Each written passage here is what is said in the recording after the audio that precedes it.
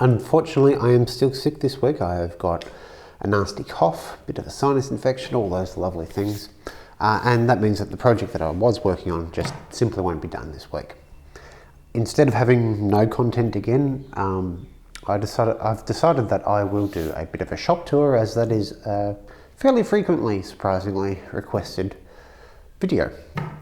However, before I get started, I'm going to share with you a comment today, which is now my new favourite comment from YouTube, or on YouTube.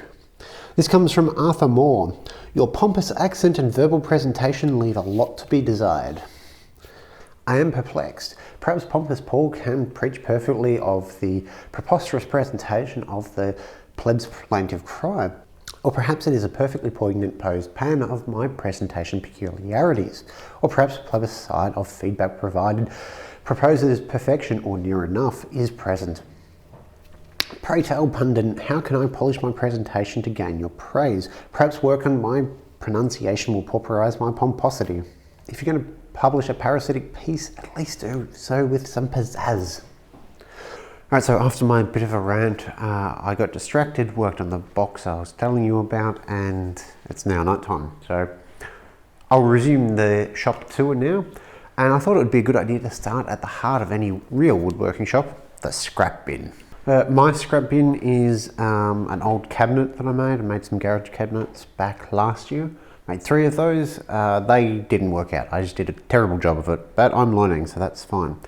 I've got these vertical dividers held in so I can sort it into some sort of order. I've got mostly Tassie oak there, as that's what I mostly have scraps of, assorted hardwoods and then sheet goods. I did have a lot of these scraps on my plywood cart, which is behind it, but it was very difficult to get to them.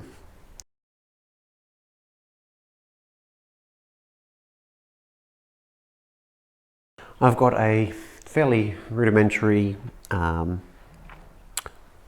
clamp rack behind or beside the scrap bin, and behind that a cart for storing plywood.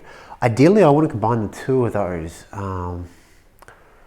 because it'll take up about the same amount of floor space, but I can do it in a better way with better casters and just generally be better. Have a single-sided clamp rack so I can get to everything with less effort, and mostly store full or half sheets of plywood on the cart, and then everything else goes into this little bin here. That way I don't accrue too much material and run out of space. I've talked about my dust collector a little bit before. It's the same as the 2 horsepower unit at Harbour Freight. Nothing special there. I've got a cyclone hooked up to it, which is behind the X-Carve. The Cyclone's actually pretty good. The build quality has some issues with it, but it functions pretty well. The company that sells it, Hare & Forbes Machinery House, this is actually how they've got it pictured as set up. That is that one long snaking cable down to the impeller. It's a terrible design. I've got the material for it. I just haven't been well enough to, but I'm going to make a bracket so that the impeller will sit up above the Cyclone here, and it will be a much shorter length of hose, and I'll go to a 5-inch hose instead of a 4-inch, and that should be even more efficient. I've got the X-Carve back in the workshop. I've got the Makita spindle on it instead of the quiet cut that came with it.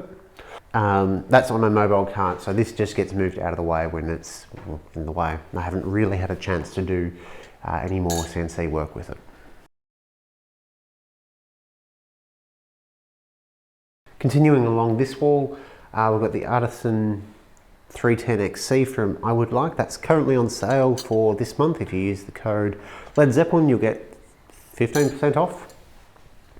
I've got some timber storage racks. These are the Triton timber storage racks. I've got one on the other side. This was added afterwards. Originally, I was going to cut them in half and have half on the other wall to give a bit extra support, but holes didn't line up, so nothing between the 2 sets lined up properly. So that was frustrating, but it's turned out to be a good spot for short lengths while the other wall has longer lengths.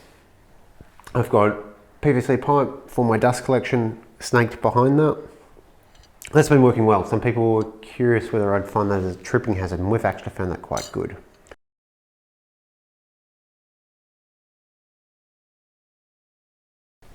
This is our lathe. It's the same as the Rikon 3100, I think. Whatever the common Rikon model is. This is the yellow version of it. It's made by the same company, just different paint on it. Great lathe, great mini lathe, high quality, runs nice. It's got stepped gears, the stepped pulleys in there rather than Reeves drive, and I don't like Reeves drive lathes. They're far too noisy and have too much vibration. This is obviously a little bit slower to change gears, but it's not the end of the world. An EVS lathe would be nice, but they're too expensive for how much turning we do. There's plans available for this lathe bench on my website. This is the overhead mount I made for the camera, which we still use quite a bit, but it also makes a good spot for hanging the face shield. On a sawhorse, as I've been using it today, I've got my crosscut sled. Normally this would live on the table saw. Grinder and bench sander on a flip top cart, which we have video on, check there. Probably the true heart of this workshop is our table saw. I've done a bad job of recently waxing it, but it is waxed. Love the saw, 1 3/4 horsepower SawStop contractor. Having a little bit more power would be nice, but with a good quality ripping blade and good quality combo blade, it handles everything I throw at it, including this is 45mm red gum, and I was able to rip that in a single pass using a good quality ripping blade rather than a worn out combo blade. I use all thin kerf stuff as it gives that little bit extra edge to lower powered saws. I quite like this saw. I kind of wish I went for the cabinet saw, even the 1 3/4 horsepower rather than the 3 horsepower model, because the dust collection on the contractor saws are a little bit so-so. A lot of it just either falls down or gunks up the internals of the saw, so it can make it difficult to adjust the angles or raise and lower it. A cabinet saw is a little bit more sealed up and just works a little bit better. So look, ideally I think, well, ideally I'd upgrade, but that's just not going to happen. I can't afford it. Can't justify it either. Perhaps I will take off the stand that the saw comes with and build my own, so it would just fall straight into that and be a little bit more sealed up. I don't know. I like that idea, but it's a lot of work.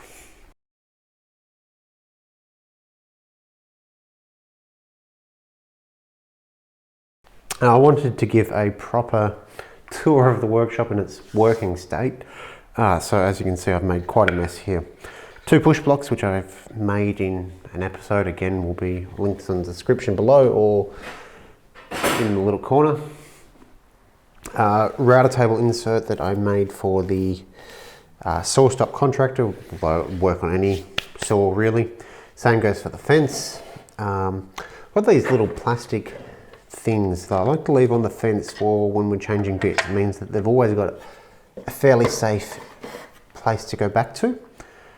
And then at the end of the day, when we're done, these will go into the storage. But this is good sort of in between a project where you might use 3 or 4 bits. I've got a Triton router in here, and I like the power of it and the price of it, and the fact that it's got a router lift built into the router, so that's another cost saving, but it can be a little bit fiddly at times. And as you can see, I still need to work on dust collection, a hood underneath it, though today I just didn't turn things on properly.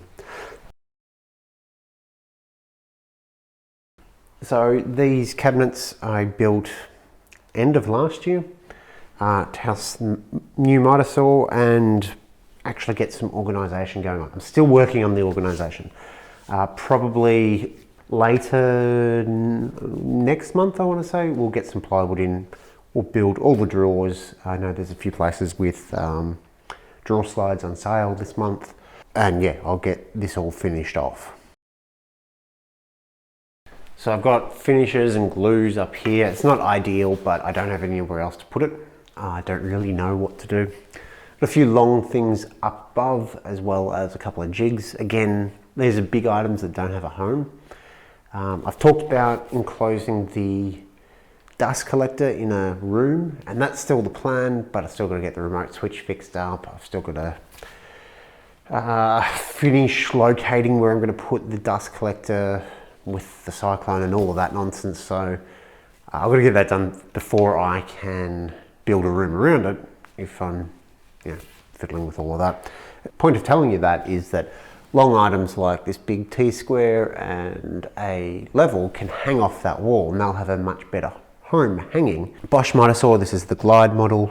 Love the saw, works fantastic.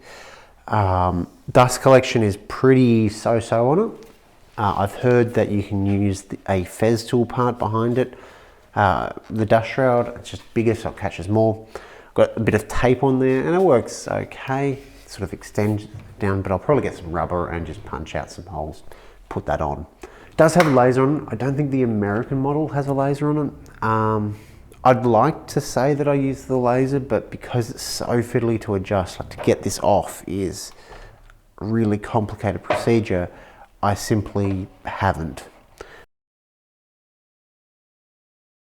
So I've got a little tub here for firewood, kindling mostly for friends. So that's all the clean offcuts that are too small to be useful.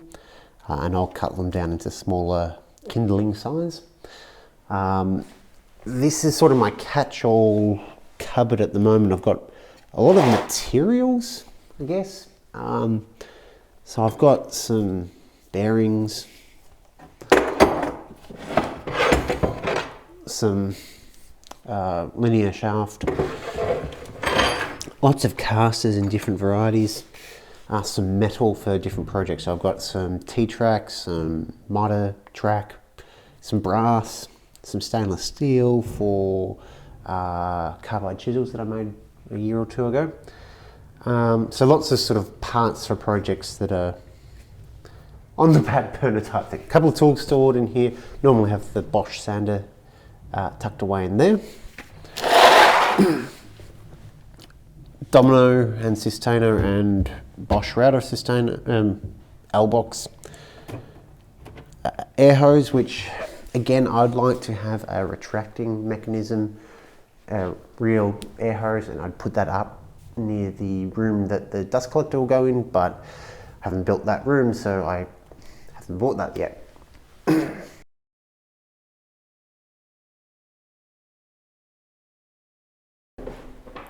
Moving along, I've got a small parts storage bin. I remade that from probably 2 years ago now, but this works out fantastic. So I've got little slides for these containers, and I can take out a bin if I want, or I can take out the whole tray.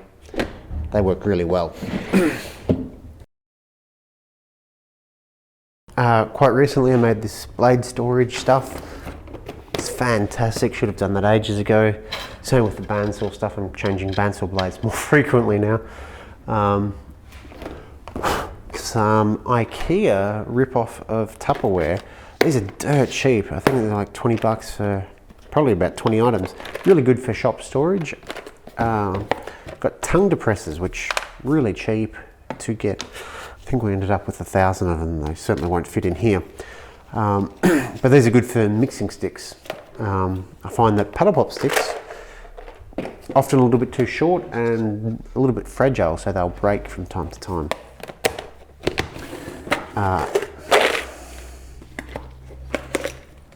Acid brushes. Recent acquisition is the graduated mixing cups. I don't think you'll be able to see it, but they've got graduations for the mixing formulas, so 5 to 1, 4 to 1, 3 to 1, 2 to 1 for epoxy and other paints and things like that. So really good to have those on hand and have quite a few of them. Got another bay of catch-all stuff, nothing all that interesting there.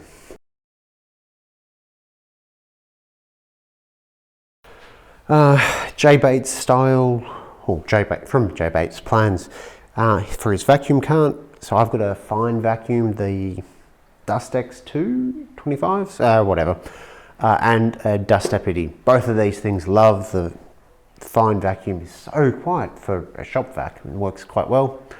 Cart, I really like the design, but there are some tweaks that I'll be doing that suit how we use the vacuum. So I really want a boom arm for it for sanding. As you can see, I've got great big snaking cable and it just pulls down on the workbench.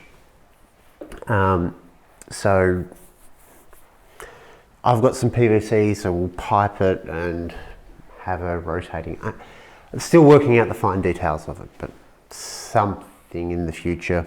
I don't know if I'll do a video on it, as it is Jay's plans and I'll just be modifying it for my particular needs. We'll see.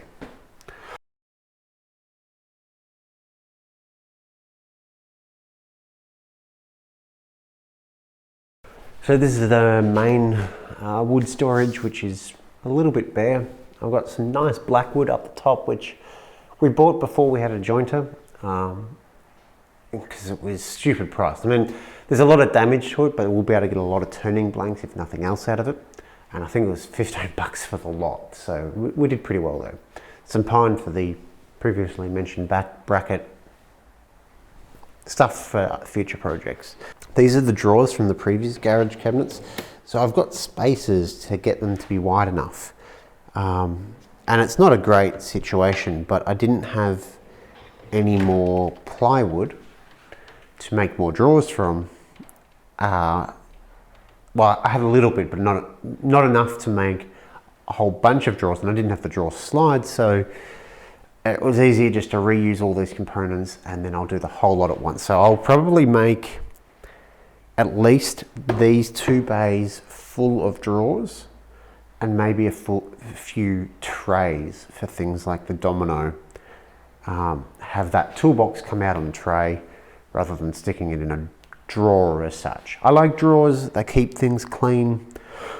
I know a lot of people don't like them with the first order of retrievability, but for this environment it works really well, and when you're shooting video, often less clutter is good.